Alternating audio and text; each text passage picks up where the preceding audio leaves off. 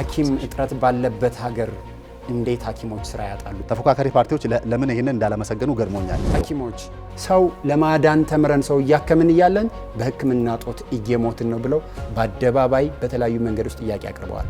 አንድ ሐኪም የሚከፈለው ደሞዝ $100 በታች ነው። ስንት ታረጉታላችሁ? $500 እንዲሆን እናደርጋለን።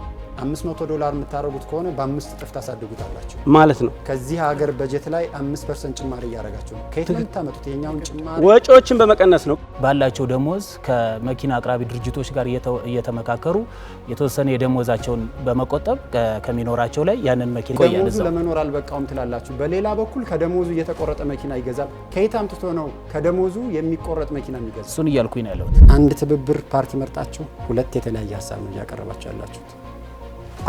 አይደለም ይለያያል ብለን አናስብም። የሐኪሞች አያያዝ የተመቸ ባልሆነ ምክንያት ለመሰደድ ተገደናል፣ ለመሰደድም ተገደዋል ያሉ ሐኪሞች የአያያዝና የአስተዳደር ጥያቄ አላቸው። እኔንን ጭምር ጤና ሴክተር እየሰራን ያለነው ሐኪሞች ናቸው። በየደረጃው ተቋማትን እየሰሩ ያሉት የጤና ባለሙያዎች ናቸው። በ500,000 የሕክምና ባለሙያዎች መንግስት በረጅም ጊዜ ክፍያ ቤት ይገነባል ብላችሁ ብታስቡ፣ አንድ ቤት በዝቅተኛ ዋጋ በ2 ሚሊዮን ብር ይገነባል ብለን ብናስብ 1 ትሪሊዮን ብር ያስፈልጋቸው።